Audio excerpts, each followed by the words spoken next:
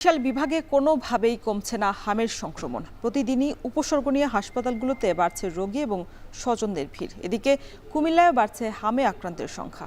এ বিষয়ে বিস্তারিত জানাতে বরিশাল শের-ই-বাংলা মেডিকেল কলেজ হাসপাতাল থেকে যুক্ত হয়েছেন অমিত হাসান এবং কুমিল্লায় রয়েছেন খালেদ সাইফুল্লাহ। শুরুতেই বরিশালের পরিস্থিতি জানতে চাই। অমিত, হামের সংক্রমণ না কমার কারণ কি বলছেন চিকিৎসকরা? রওশন, একটু জানিয়ে রাখি যে বরিশাল বিভাগ জুড়েই কিন্তু প্রতিনিয়ত বাড়ছে এই হামের সংক্রমণ। আমি এই মুহূর্তে রয়েছি বরিশাল শের-ই-বাংলা মেডিকেল কলেজ হাসপাতালে। সেই হাসপাতালের বারান্দার চিত্র যদি আপনাদেরকে দেখাই, সেখানেও দেখবেন মেঝেতে চিকিৎসা সেবা নিচ্ছে শিশুরা, এবং প্রতিদিনই কিন্তু নতুন নতুন রোগী ভর্তি হচ্ছে হাম সংক্রমণ নিয়ে, এবং এই হাসপাতালে যার কারণে কিন্তু চাপটি বেড়েছে এবং হাসপাতালে শয্যা সংকট থাকার কারণে কিন্তু দেখা যাচ্ছে যে মেঝেতেই তাদেরকে চিকিৎসা সেবা নিতে হচ্ছে। এটা নিয়ে কিছুটা ভোগান্তিতে রয়েছেন এখানকার রোগীরা, এবং চিকিৎসকরা বলছেন যেহেতু এটি সংক্রমণ একটি রোগ, সে কারণেই কিন্তু আসলে রোগের সংক্রমণটা বাড়ছে এবং আক্রান্তের সংখ্যাও বাড়ছে। এটি আসলে কমে আসবে। সেক্ষেত্রে যারা অভিভাবক রয়েছেন তাদেরকে কিছুটা সচেতনতা অবলম্বন করতে হবে। সেক্ষেত্রে দেখা যাবে যে এই যে রোগের সংক্রমণ সেটি কিছুটা কমে আসবে। এবং গত 24 ঘন্টার তথ্য যদি বলি, গত 24 ঘন্টায় এই শের-ই-বাংলা মেডিকেল কলেজ হাসপাতালে 2 জন শিশু কিন্তু নতুন করে আসলে হাম রোগের সংক্রমণ নিয়ে মারা গিয়েছেন। এবং একটু জানিয়ে যায় কি বিভাগের চিত্র, বিভাগেও কিন্তু প্রতিনিয়ত হামরোগের সংক্রমণ বাড়ছে, এবং আজকে পর্যন্ত এই চলতি বছরে মোট আক্রান্ত হয়েছে 2796 জন শিশু, এবং এর মধ্যে মারা গিয়েছে 21 জন শিশু। এবং বর্তমানে 24 ঘন্টায় নতুনভাবে আক্রান্ত হয়ে ভর্তি হয়েছে 116 জন।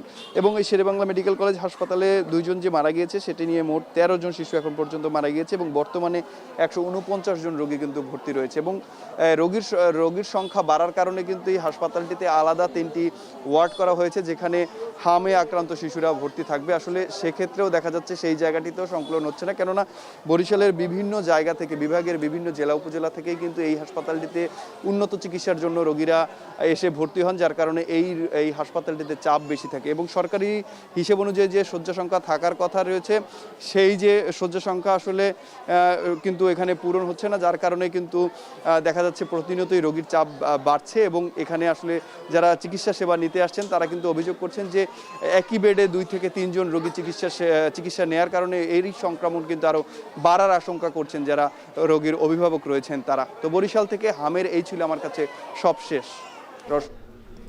খালেদ, কুমিল্লায় হামের সংক্রমণের কি অবস্থা? বিশেষ করে টিকা দেওয়ার পর এই পরিস্থিতি আসলে কমছে না কেন?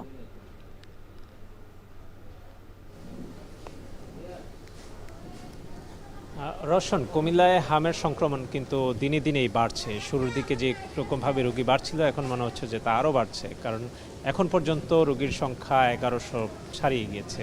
কুমিল্লায় গতকালকেও 30 জনের মতো শিশু ভর্তি হয়েছে কুমিল্লায় হাসপাতালগুলোতে।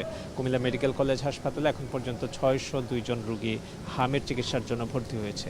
আইসোলেশন ওয়ার্ড করা হয়েছে বিভিন্ন এলাকা থেকে, দূর দূরান্ত থেকে উপজেলা হাসপাতালগুলোতেও, যেখানে হাম রোগীদেরকে অধিক সংক্রমিত হওয়ার ভয়ে কিন্তু তাদেরকে অনেক সতর্কতার কারণে তাদেরকে জেলার জেনারেল হসপিটাল এবং মেডিকেল কলেজ হাসপাতালে পাঠিয়ে দেওয়া হচ্ছে। সেখানে রোগীদের অবস্থা হচ্ছে যে আইসোলেশন ওয়ার্ড করা হয়েছে সেখানেও কিন্তু রোগীরা সে ওয়ার্ডের জায়গা না সংকুলন না হওয়ায় তারা কিন্তু বারান্দায় অবস্থান করছেন, এবং গাদাগাদি অবস্থায় তাদেরকে কিন্তু আরও বেশি কষ্ট পেতে হচ্ছে।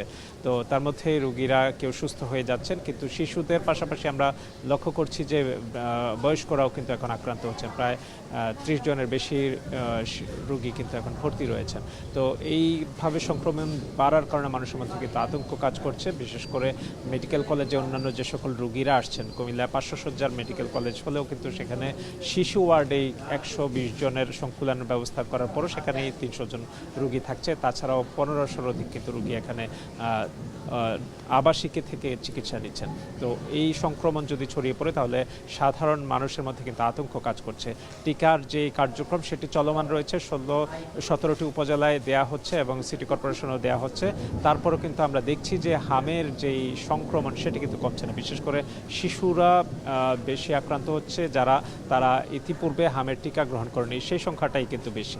তো এইভাবে হাম সংক্রমণের প্রাদুর্ভাব কমানোর জন্যই কিন্তু টিকার প্রতি উৎসাহিত করা হচ্ছে। জেলা civil surgeon office, EPI centre থেকে নানা প্রোগ্রামের মাধ্যমে কিন্তু শিশুদেরকে টিকা দেওয়ার জন্য 9 মাস বয়স থেকে 6 মাস বয়স থেকে কিন্তু 5 বছরের নিচে শিশুদেরকে টিকা দেওয়ার জন্য কিন্তু তারা প্রচারণা চালাচ্ছেন এবং অসচেতন অভিভাবকরা কিন্তু তাদেরকে নিয়ে যাচ্ছেন।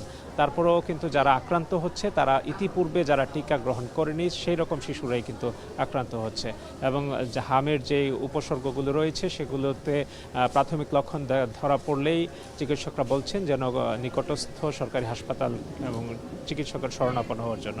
এই অবস্থা কুমিল্লা জেলা এবং কুমিল্লা জেনারেল হসপিটাল এবং কুমিল্লা মেডিকেল কলেজে।